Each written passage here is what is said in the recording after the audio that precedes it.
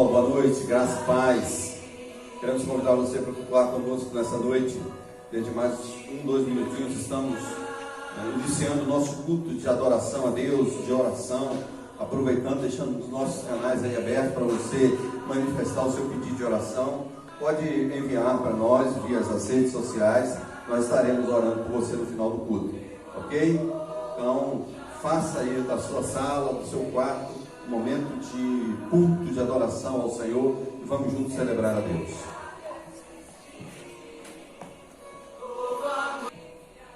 Já fez aí o seu espaço de adoração ao Senhor? Eu quero convidar você então a curvar sua cabeça e orar ao Senhor. Quero agradecer a Deus pela vida do irmão Matias, que já está em casa, graças a Deus. Louvado seja o nome do nosso Deus. Para quem não esteve conosco no domingo, nós oramos por ele, pela sua vida. Ele é um senhor, para quem também não conhece, de 89 anos, teve algumas dificuldades, alguns probleminhas e foi ao hospital. Graças a Deus saiu de lá bem. Nós podemos louvar a Deus pela vida dele. Vamos orar ao Senhor nesse instante. Pai, eu te agradeço por teu cuidado conosco, te agradeço, Jesus, pela tua provisão, te agradeço pela salvação, pelo perdão dos pecados que o Senhor, na pessoa de Cristo Jesus, nos perdoou. Te agradeço pelo sangue de Cristo derramado na cruz, que lavou-nos completamente e nos tornou livres na pessoa do Senhor. Ó Deus, recebe o culto que vamos apresentar a Ti nessa noite.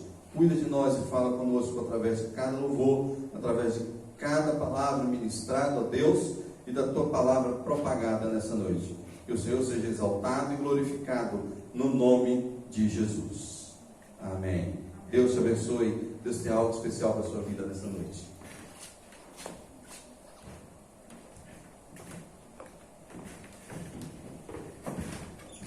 Boa noite.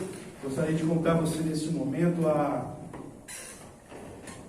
elevar o seu pensamento a Deus agora, levar agora a sua adoração, prestar um culto verdadeiro a Deus.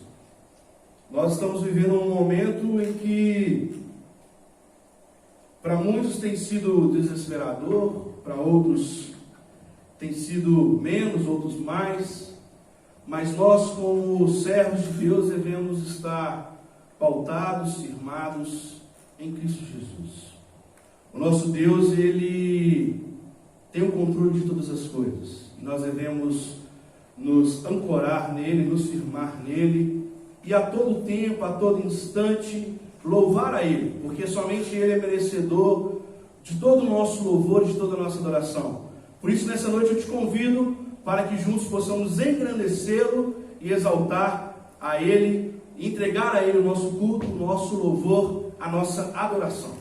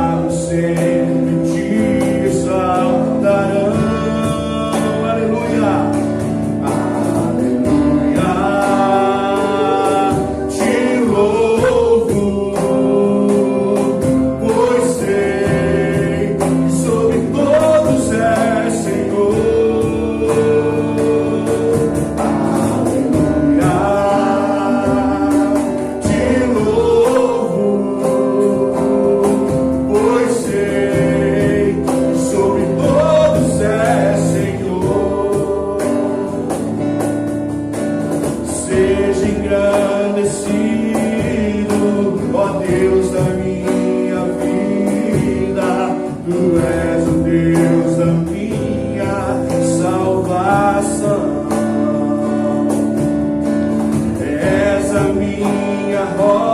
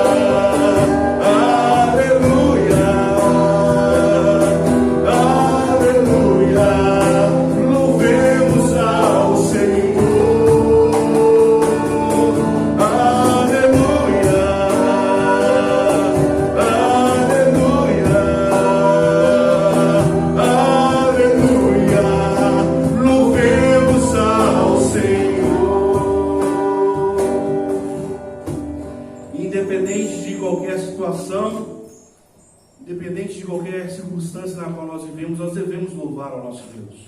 Devemos render a Ele a adoração que é merecida, render a Ele o nosso culto, prestar a Ele uma adoração sincera.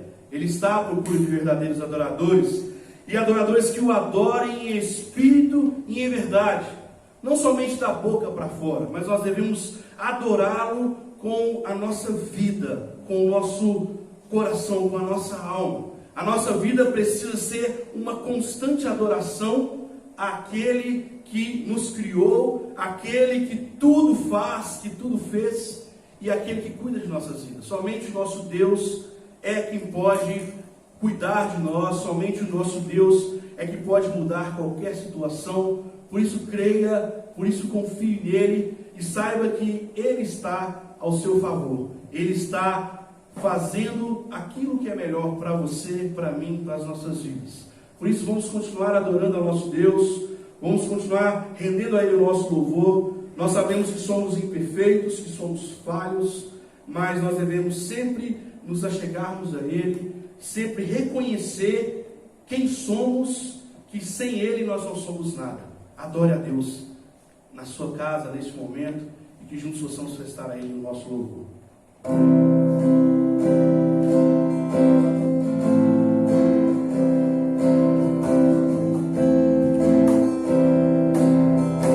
Confesse que você não é nada sem Ele. Confesse que você precisa dele. Que você sem Ele não é nada. Nós sem Ele não somos nada.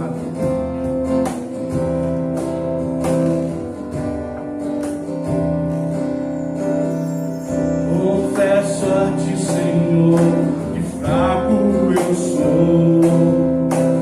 Tão fraco eu sou, mas forte Tu és. Eu venho a Ti, Senhor, sem nada pra dar. Só quero pedir, vem, ajuda-me, ó Deus. Confesso a Ti, Senhor, confesso a Ti, Senhor, que fraco eu sou, tão fraco eu sou, mas forte Tu és.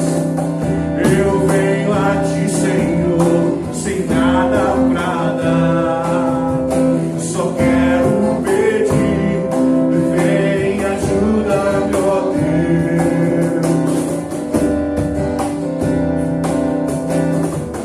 Um coração quebrantado,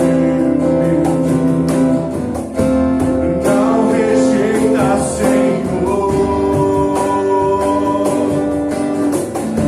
Estenda-me Tua graça, Teu amor fluir, Tua misericórdia nós clamamos. Faz chover perdão e graça sobre mim, perdão e graça, e lava-me, Senhor, pois hoje eu preciso do Teu amor. Faz chover perdão e graça sobre mim, perdão e graça, e lava-me, Senhor, pois hoje eu preciso do Teu amor.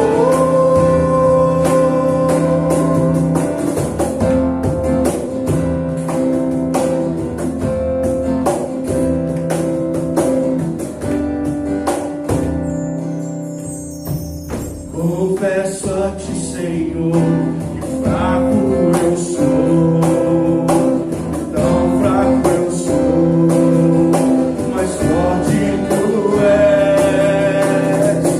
Eu venho a Ti, Senhor, sem nada pra dar. Só quero pedir, vem, ajuda-me, ó Deus. Um coração quebrantado.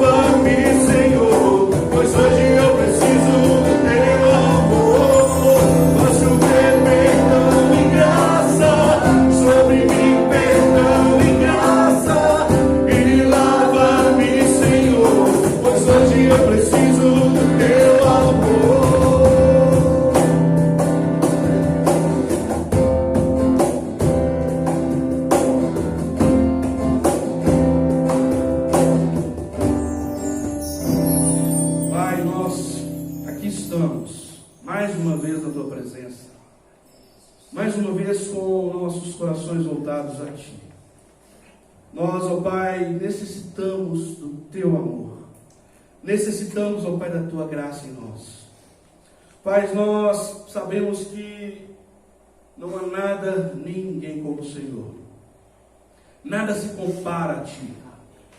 E, ó Pai, nós reconhecemos que somos falhos, que somos incapazes, mas também reconhecemos que o Senhor é quem nos dá a vitória, é o Senhor que nos capacita, Pai.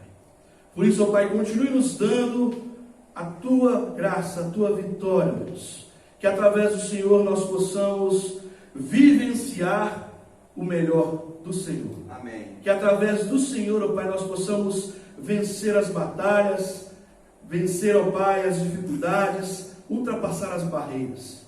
Porque nós sabemos que de nós nada nós somos, mas no Senhor nós podemos. E cremos que o Senhor está ao nosso favor. E é por isso, ó Deus, que nós confiamos em Ti, em nome de Jesus. Amém.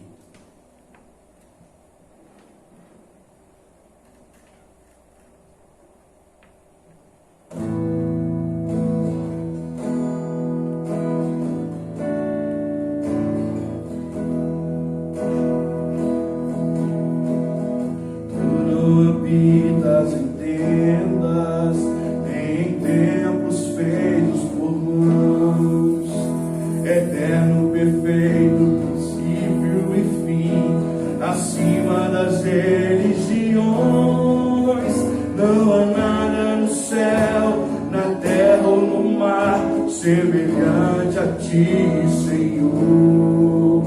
Tua imagem está revelada em nós, expressando Teu amor incomparável. Senhor, Tu és. A voz ressoa como um trovão, e as nuvens são como os Teus pés. Incomparável, Senhor, Tu és.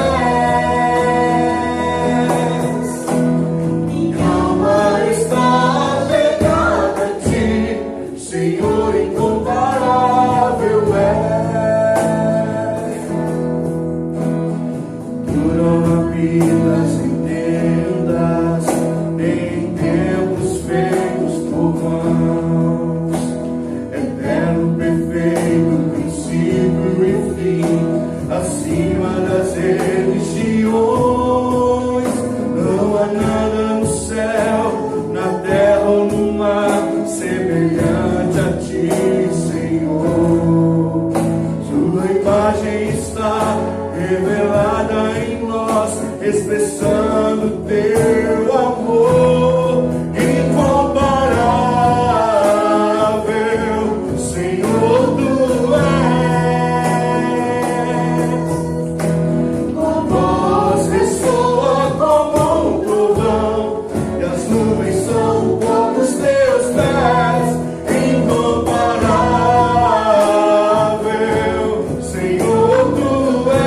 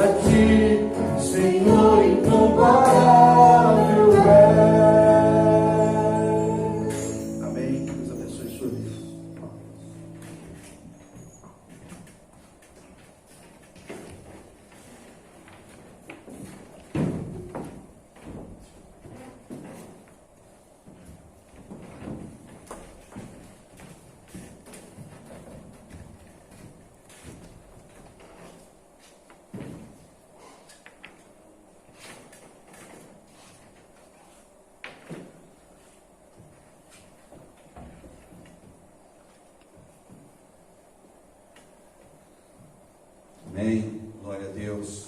Importante que estejamos com a nossa alma apegada a Deus, que a nossa alma esteja no Senhor, na Sua palavra, no Seu poder e na Sua bondade.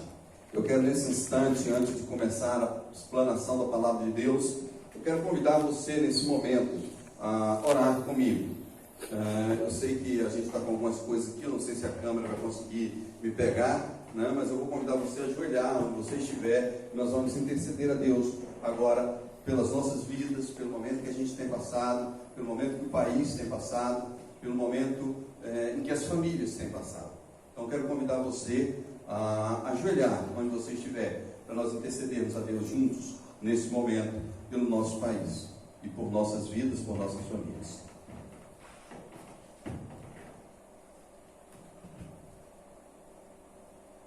Soberano e eterno Deus, eu quero em nome de Jesus pedir que o Senhor tenha misericórdia de nós.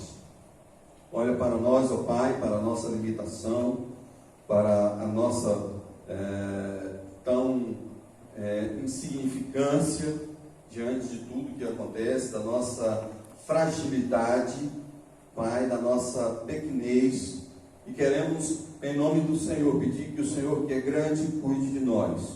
Ó Deus, estamos carentes de Ti, ó Deus, estamos carentes da Tua misericórdia, carentes da Tua graça. Ó Deus, a Tua palavra nos diz diversas vezes de homens que buscaram o Senhor, clamaram ao Senhor e o Senhor ouviu o seu clamor. Então, ó Deus, nós estamos aqui como pessoas que somos servos do Senhor, ó Deus, para clamar a Ti por Tua bondade, clamar por Teu amor, clamar por Tua misericórdia. Ó Deus, nos ajude, ó Deus, fale conosco, ó Deus, nos abençoe, nos dirige, abençoe, ó Deus, cada família. Eu quero pedir ao Senhor por cada lar, quero pedir a Deus por essa pessoa que está desempregada, ó Deus, que diante desse problema que estamos vivendo mundial, agora teve o seu emprego atingido, a sua renda atingida, e ó Deus, não sabe como vai ficar, de onde tirar o sustento da sua casa, do seu lar, da sua família. Ó Deus, em nome de Jesus, eu peço a Tua mão poderosa sobre esta casa e a Tua misericórdia. Ó Deus, nós cremos em Ti e cremos na Tua palavra. Então, Senhor, ajude-nos, porque a Tua palavra diz que jamais viu o justo mendigar o pão. Então, ó Deus, nós estamos diante do Senhor, que nos justifica, para que o Senhor provê para nós a nossa necessidade, o nosso sustento.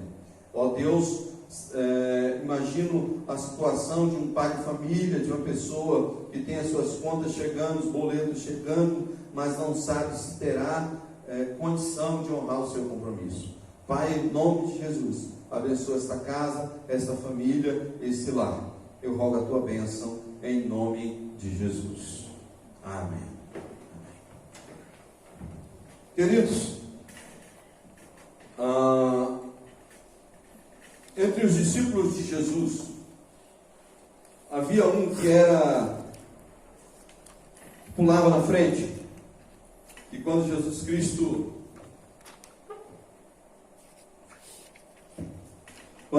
fazia alguma pergunta, algum questionamento, ele estava pronto a falar, e ainda que estivesse errando, ele falava. E é interessante, eu vou aqui falar o que às vezes eu falo com os alunos quando estou em sala de aula.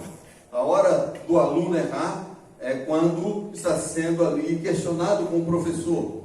E esse discípulo fez isso algumas vezes diante de Jesus, né? Eu estou falando de Pedro. Pedro interrogava, Pedro perguntava, Pedro conversava com Jesus, ele errava, Jesus corrigia. E hoje eu quero pensar, né, nessa vida desse discípulo do Senhor, que se tornou um grande apóstolo, responsável por um momento significante da vida da igreja, como sinal principal, um dos grandes líderes daquele primeiro momento ali da igreja, um momento apostólico. O apóstolo Pedro, ele desde o seu momento identifica com esse homem, como este homem, quando ele esteve ali à beira do lago e Jesus Cristo pega o seu barquinho emprestado para proclamar a palavra, aquela multidão que estava ali, ele empresta, ele ouve o Senhor, e quando chega mais tarde, já perto do meio-dia, o Senhor diz: vão agora e lancem suas redes no mar. E Pedro então, ainda que questione o pedido do mestre, ele obedece, mas ele fala: Senhor, nós passamos a noite inteira mar adentro, e não pegamos nada, mas sobre tua palavra nós vamos lançar a rede. Veja, irmãos, que ele, no primeiro momento, ele questiona, mas no segundo momento ele diz: eu vou obedecer, porque é o Senhor que manda. Pedro é aquele homem que, quando volta com as redes cheias, então, entendendo que Jesus Cristo é o Salvador, é o Senhor, é o Messias que eles esperavam, ajoelha-se, prostra, lança-se aos pés de Jesus e diz: Senhor, retira-te de nós, porque somos pecadores. E Jesus Cristo diz: segue-me e eu lhe farei pescador de homens. O apóstolo Pedro, então, é aquele homem que vai estar diante de Jesus, já lá no final do ministério de Jesus. Eu vou, porque o que nós vamos pregar aqui hoje está no meio do ministério. Então eu fui para o primeiro exemplo lá no começo, e agora eu vou lá para o final, quando Jesus Cristo está sendo preso, e ele nega Jesus, mas ele disse que não faria isso, e ele nega. No outro momento, está lá registrado no final do livro do Evangelho de João, e Jesus Cristo procura, estão ali alguns dos seus discípulos pescando, e ele vai, no outro momento, manda então para lançar as redes do outro lado. Eles lançam, e a Bíblia nos fala que as redes vieram cheias de grandes peixes. E eles então assentam à beira do Senhor, que já estava ali com brasa, eles comem, e Jesus Cristo olha para ele e fala: Pedro, tu me amas? Ele diz: sim, claro, Senhor, eu te amo. E Jesus então pergunta a segunda vez: Pedro, tu me amas? E ele, já assustado com o segundo questionamento do Senhor, diz: eu te amo. Jesus pergunta a terceira vez, e Pedro então lembra das 3 vezes que o negou, se derrama em lágrimas e fala: Senhor, tu sabes de todas as coisas, tu sabes que eu te amo.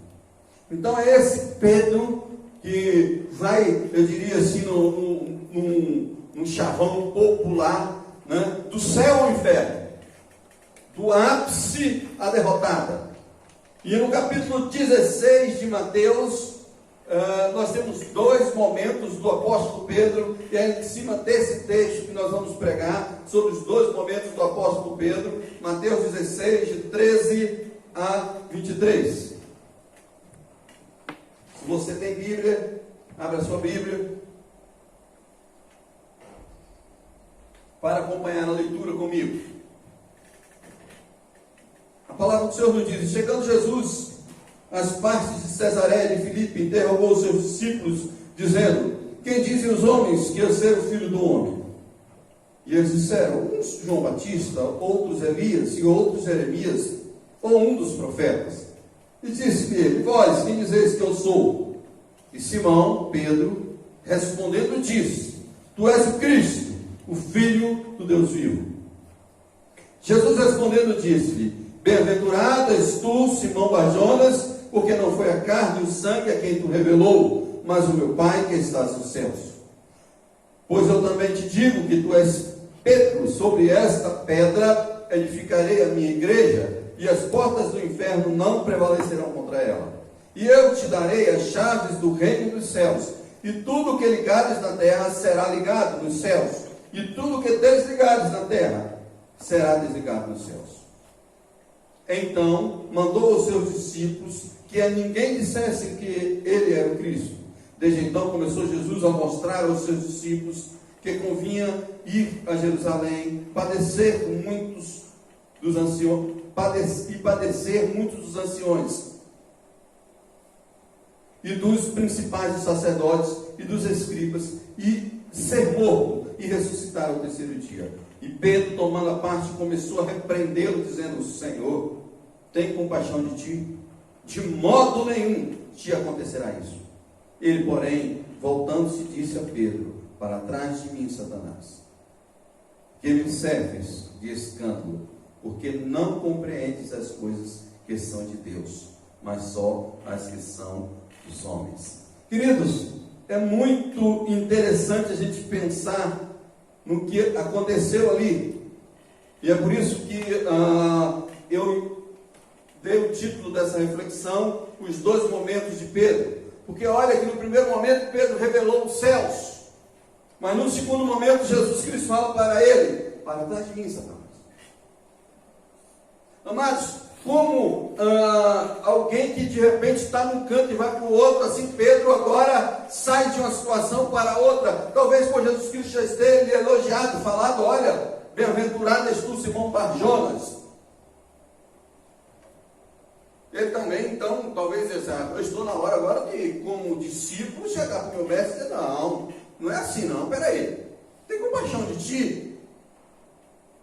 E Jesus então lhe adverte, porque o projeto de Deus passava por aquela situação. Queridos, eu não posso pregar nesse texto sem deixar aqui a interpretação clara. E me perdoe se você tem essa convicção, mas biblicamente não é isso. A Bíblia trabalha aqui, Jesus Cristo faz um trocadilho com o nome de Pedro. Pedro, tu és pedra, e sobre esta pedra edificarei a minha igreja, que é a origem da palavra Pedro, e pedra, Petros, no grego. E Jesus faz um trocadilho sobre esta pedra que é Jesus. Ele edifica a igreja, não sobre Pedro.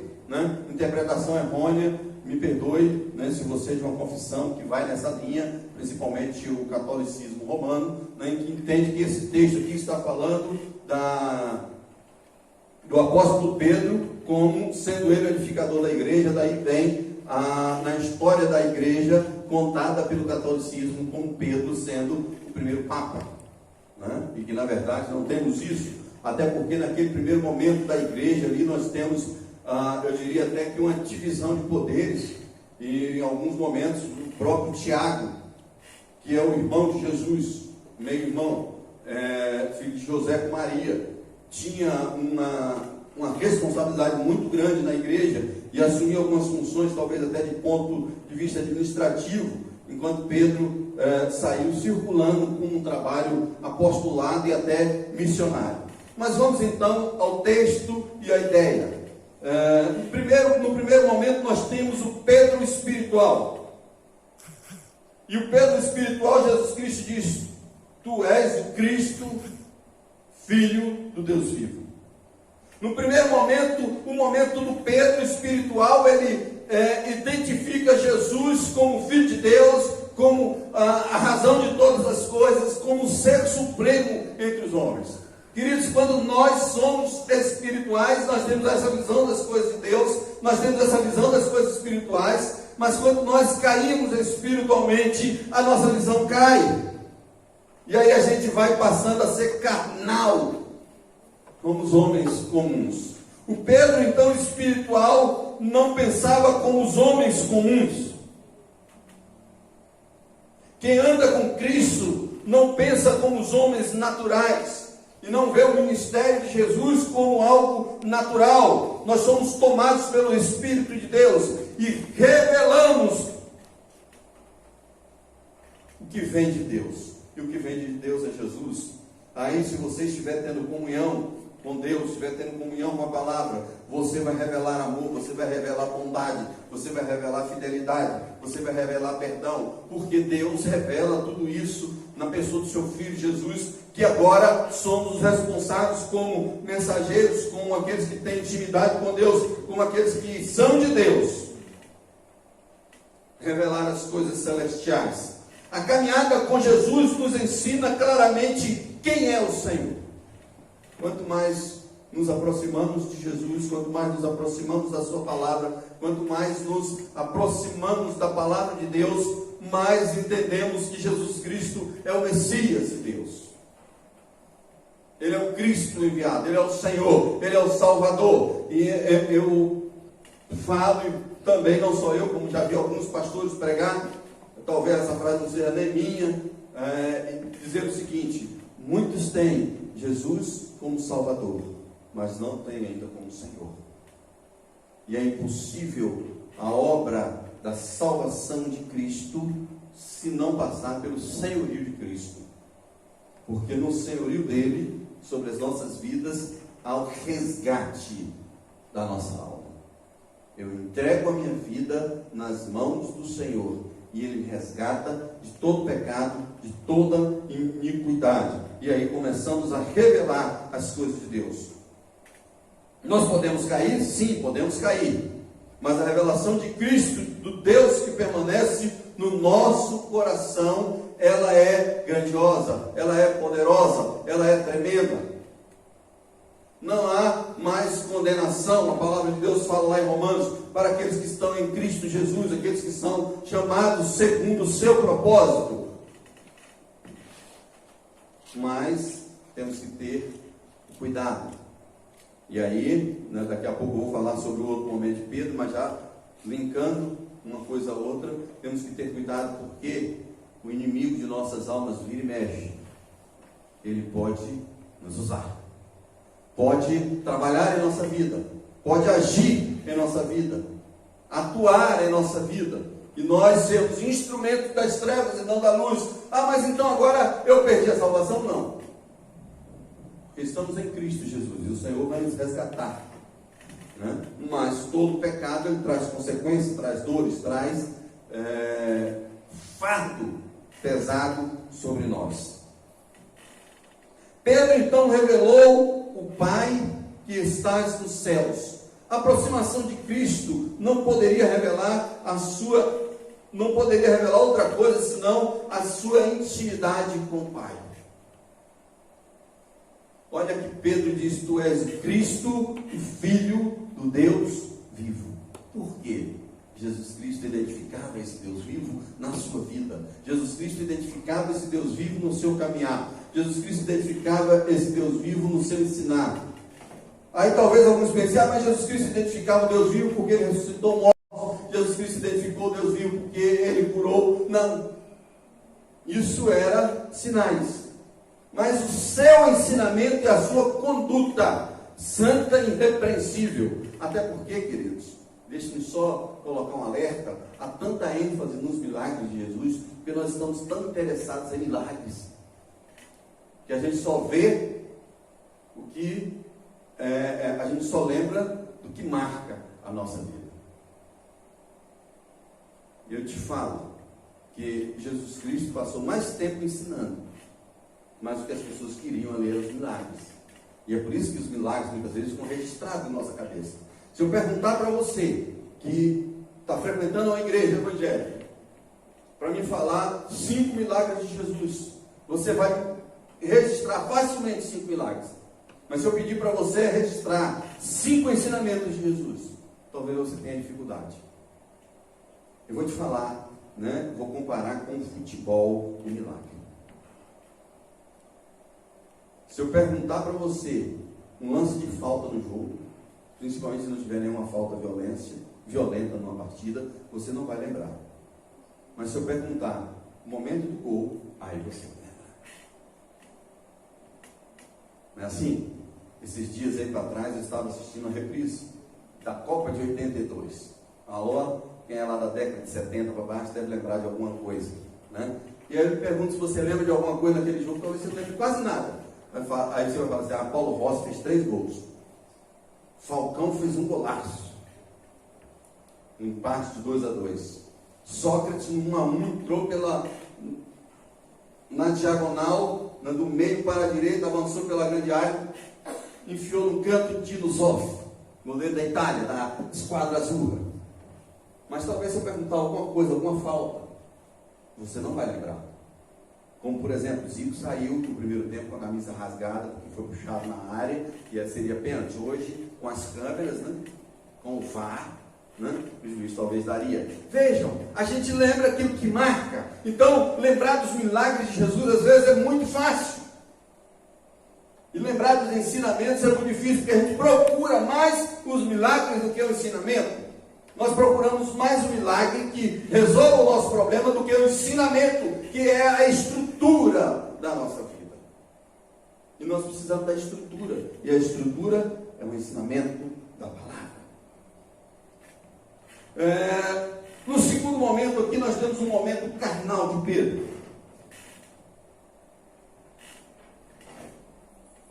E o texto sagrado nos diz que Pedro passou a repreender o Senhor. Eu fico imaginando quanto atrevimento do apóstolo Pedro. Eu já partilhei uma vez aqui na igreja de um adolescente, em uma outra escola que eu dava aula. Pensa num menino levado. eu ministrava um culto, um ensinamento bíblico, né?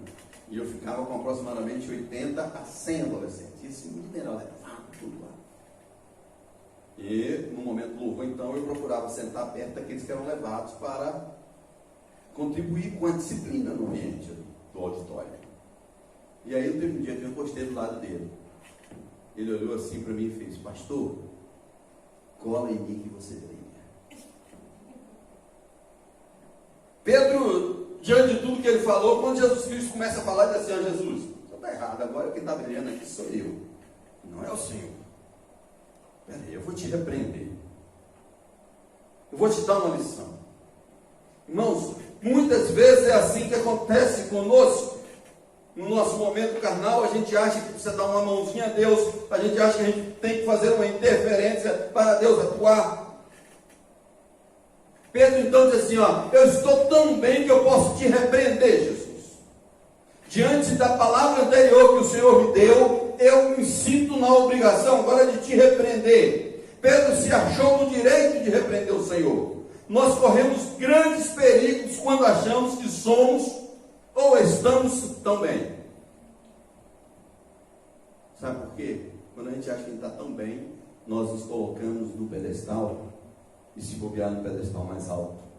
E aí tem um ditado popular que diz: quanto mais alto, maior é a queda. Tome cuidado quando você acha que você está. Por quê? O pior não é só cair. O pior é que às vezes a queda foi tão baixa, mas você está sentindo tanta dor pelos efeitos emocionais, porque você se achava que estava tão alto,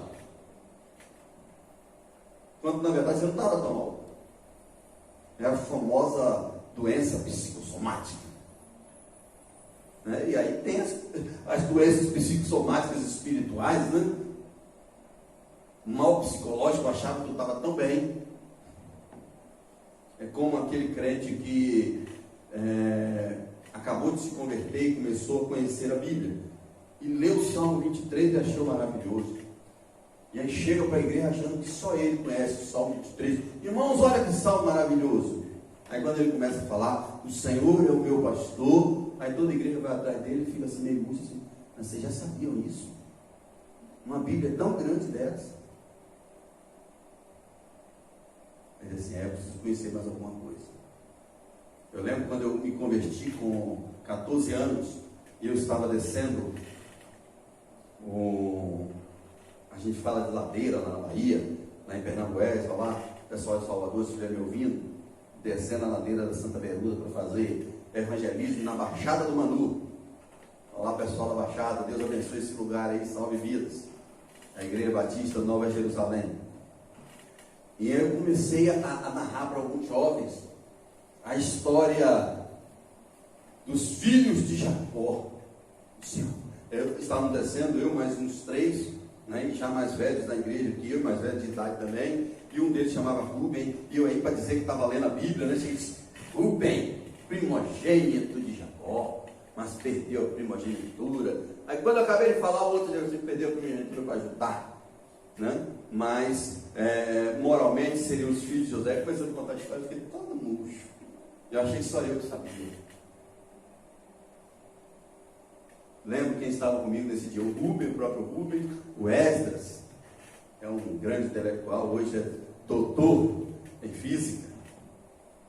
Queridos, imaginem, né, que nós muitas vezes achamos que somos como Pedro, e aí Jesus Cristo tem que colocar em nosso lugar, dizer: menos, você não é isso tudo.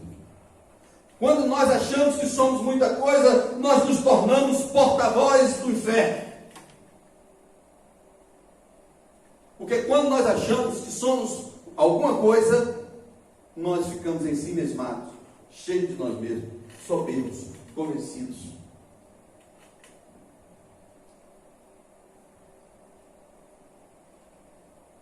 Muitos caem no cavalo por causa disso. Não. Temos que sempre lembrar o que Jesus nos ensina em João capítulo 15: sem mim nada podeis fazer. É Jesus lá na frente e eu lá no último da fila.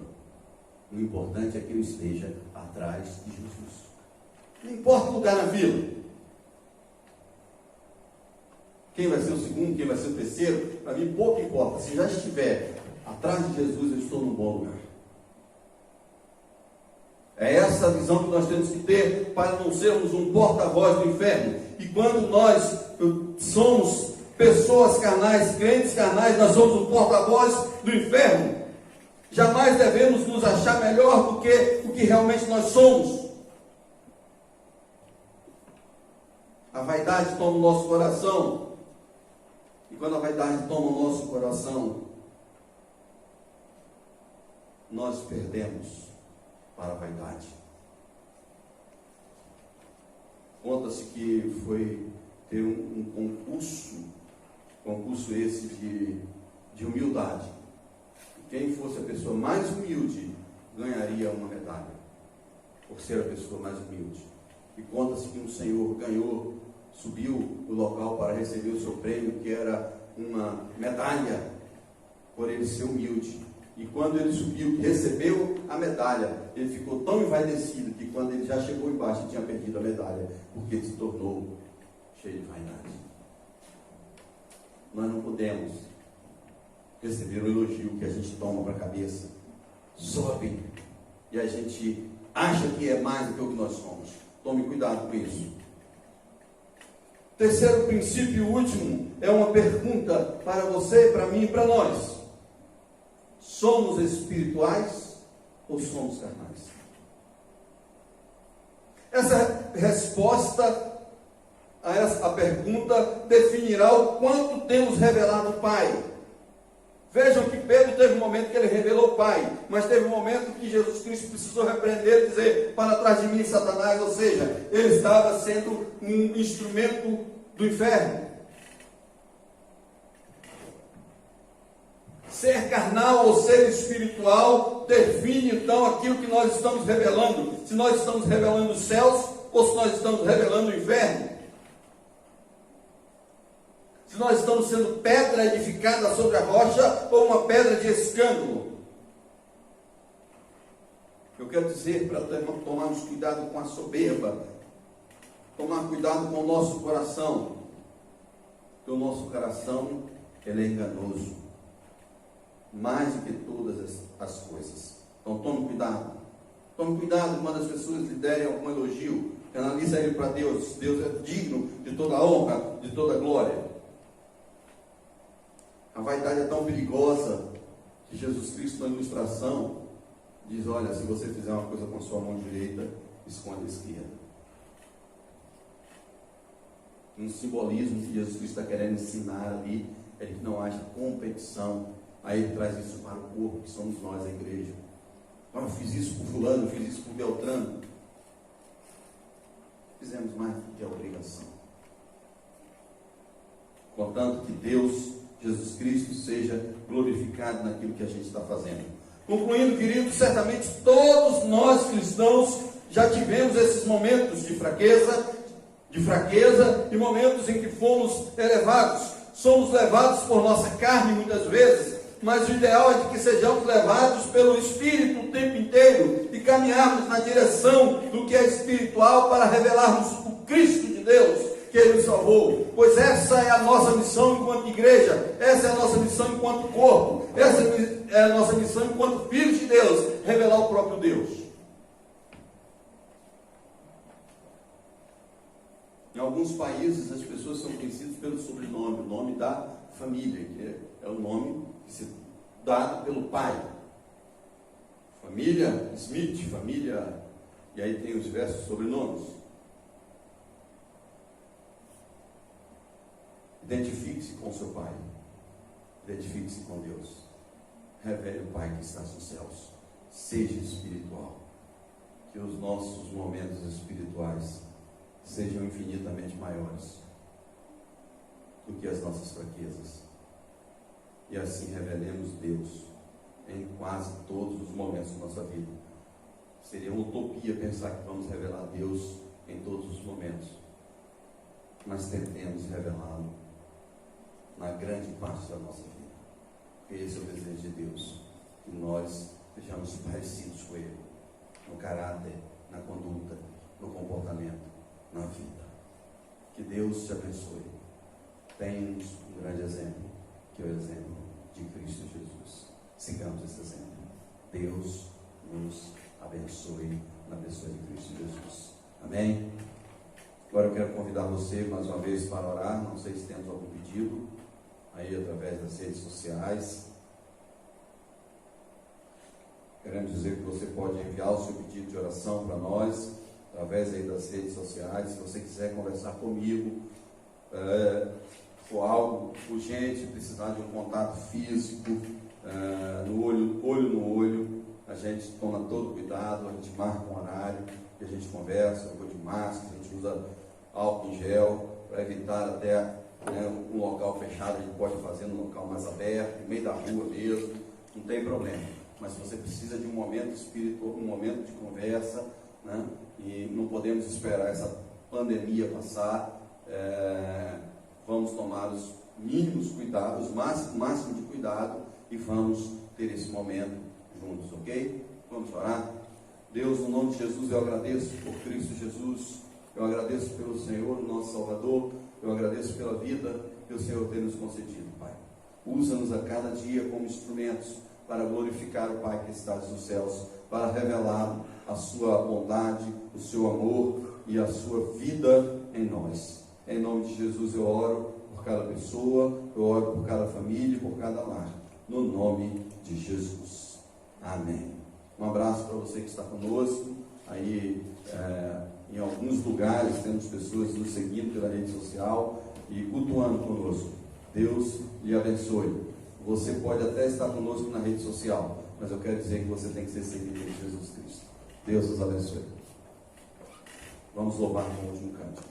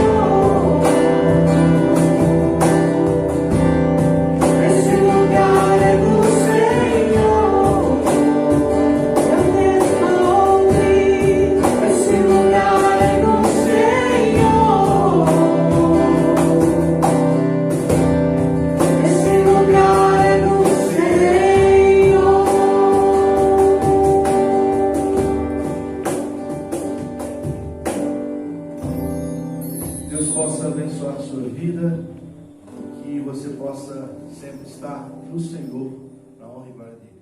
Tenha uma boa noite.